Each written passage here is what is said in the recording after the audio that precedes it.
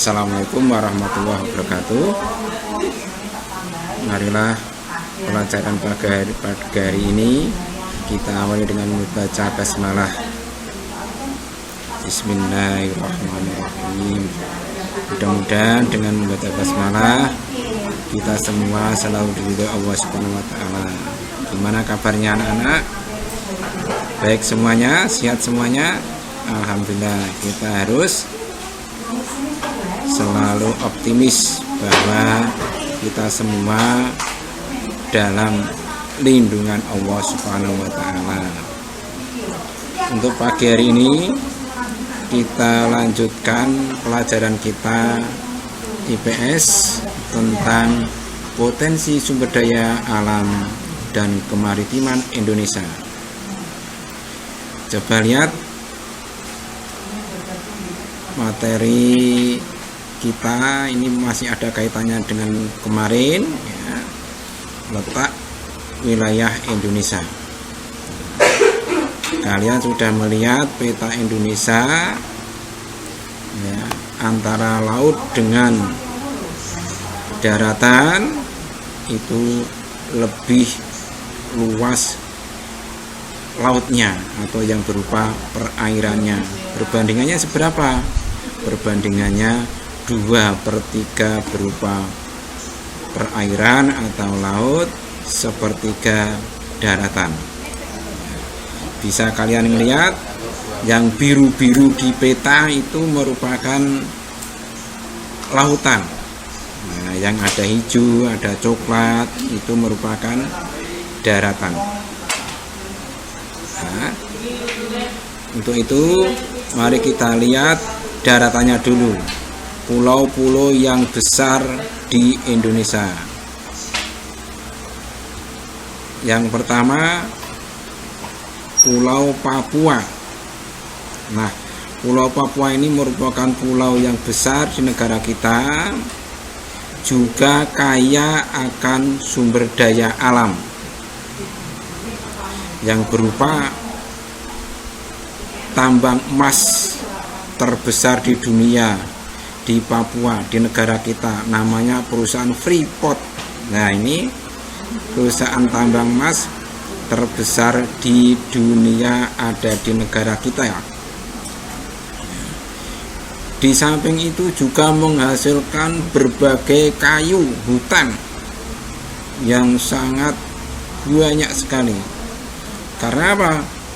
Karena di Papua ini masih banyak hutan belantara, hutan yang belum dijamah manusia ya.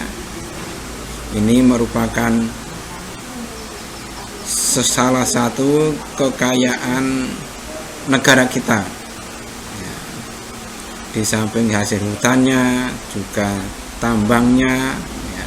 Yang terkenal adalah tambang emas tadi ya. Terus selanjutnya kita lihat Kalimantan.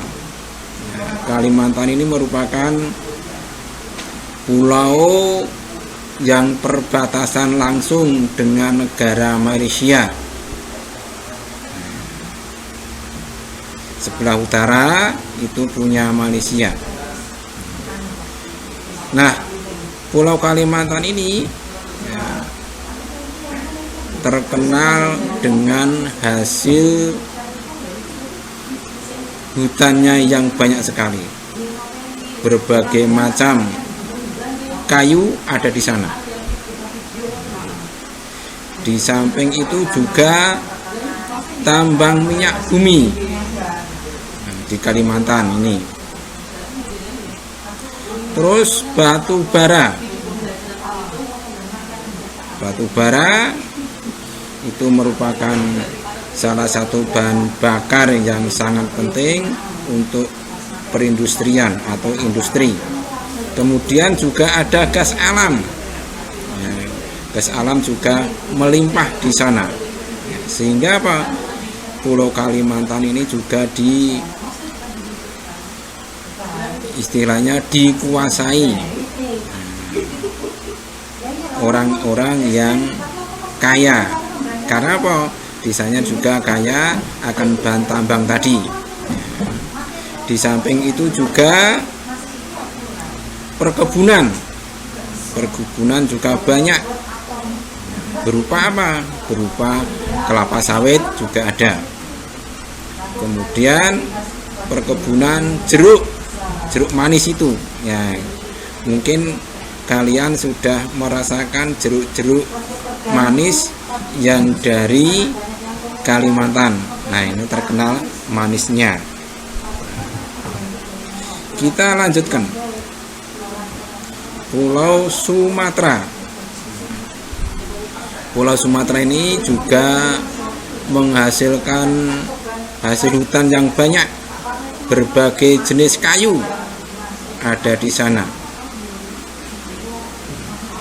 Di samping itu juga menghasilkan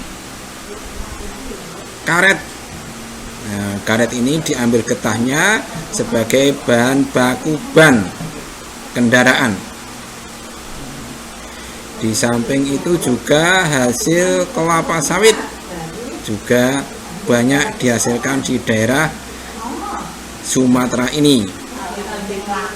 Pertambangan juga ada, emas juga ada, minyak bumi, ya ini juga ada. Sehingga di Pulau Sumatera ini banyak menghasilkan berbagai bahan kebutuhan hidup manusia. Nah, ini. Terus Sulawesi ini merupakan pulau yang kaya juga, kaya akan sumber daya alam yang menghasilkan kayu, kelapa sawit, coklat. Ya, yang tambang misalnya ada tambang emas, pasir, besi. Ya, ada juga tambang-tambang yang lain, misalnya bauksit dan lain-lain. Ini contoh Pulau Sulawesi yang kaya akan sumber daya alam. Kemudian Pulau Jawa, mungkin di madrasah kita ini banyak atau bahkan bisa dikatakan 99% orang Jawa dari Pulau Jawa, kelahiran Jawa. Ya. Pulau Jawa ini juga banyak menghasilkan bahan pangan atau kebutuhan pokok yang berupa padi atau beras, jagung, ketela dan lain-lain. Ini cukup banyak. Dan yang tidak dipunyai oleh pulau lain, ciri khas terutama di Jawa Tengah adalah kayu jati. Kayu jati ini merupakan kayu yang istimewa karena kayu jati ini bisa digunakan untuk rumah, untuk tiang, untuk uso, untuk reng dan lain-lain. Bahkan kayu jati ini merupakan kayu yang tahan lama, ratusan tahun masih bagus untuk rumah kita. Di samping itu juga ada minyak bumi, pasir besi, emas, gas dan lain-lain. Nah, ini yang dipunyai di Pulau Jawa, sehingga Pulau Jawa ini juga merupakan pulau kaya meskipun tidak terlalu besar. Selanjutnya kita lihat laut kita. Ya, di depan tadi udah Bapak sampaikan bahwa 2/3 di negara kita merupakan perairan atau berupa laut. Lah, di laut kita ternyata banyak sekali sumber daya alam atau kekayaan yang dikandung di dalam laut. Nah, Nah, apa saja yang dipunyai di laut kita? Ini bisa berupa makhluk hidup atau makhluk mati. Nah, coba sekarang lihat yang dihasilkan laut kita berupa perikanan. Ya, perikanan ini biasanya orang-orang atau penduduk pantai itu mata pencariannya sebagai nelayan. Nelayan menangkap ikan sampai ke tengah laut. Ya, sehingga apa? Penghasilannya melimpah, ikannya bertonton setiap tahunnya. Sehingga ikan ini ya untuk orang Indonesia tidak akan kehabisan. Karena negara kita juga termasuk salah satu negara yang kaya akan perikanan atau menghasilkan ikan yang melimpah tadi. Di samping juga itu ada hutan mangrove atau hutan bakau.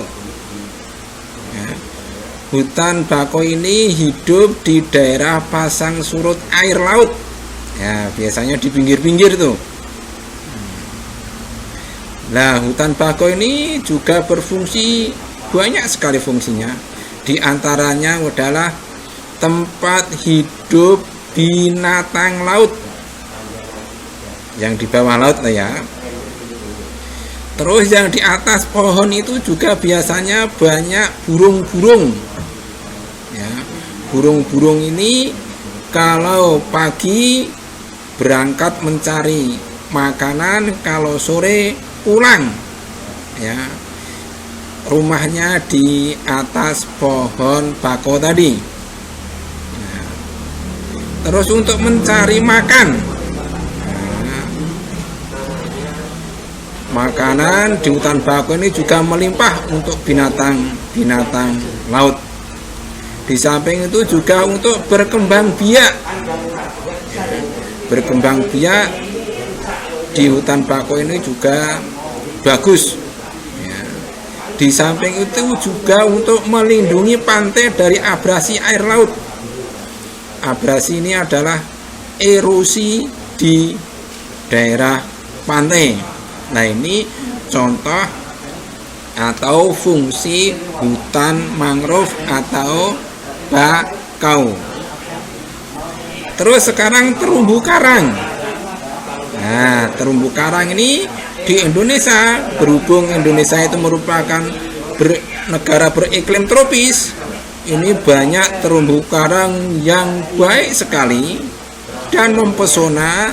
Ini digunakan untuk rekreasi atau piknik, menyelam dalam air. Nah, ini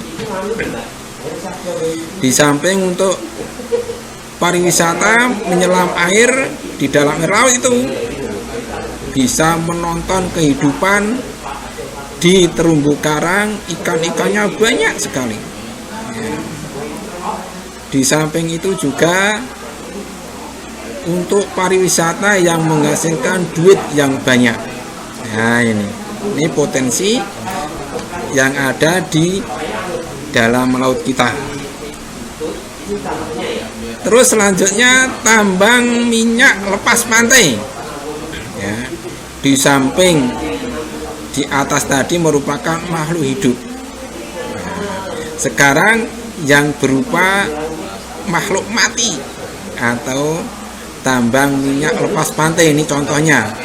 Jadi minyak bumi ya, ini juga dihasilkan di laut lepas, di tengah laut.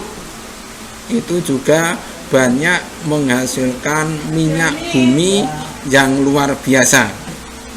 Sehingga ya, negara kita ini sebenarnya tidak usah khawatir karena negara kita banyak menghasilkan minyak laut, minyak lepas pantai ya, pertambangan minyak lepas pantai ya. Kemudian ya, untuk kalian bisa belajar dengan baik di rumah, dan harus mematuhi protokol kesehatan. Kita optimis ya, kita harus sehat semuanya. Dengan catatan kita selalu ikhtiar berusaha semaksimal mungkin. Untuk tugas kalian membuat peta negara kita atau peta Indonesia. Barangkali pertemuan hari ini kita cukupkan sekian. Kita akhiri dengan membaca Alhamdulillah bersama-sama. Alhamdulillahirrahmanirrahim. Cukup sekian. Assalamualaikum warahmatullahi wabarakatuh.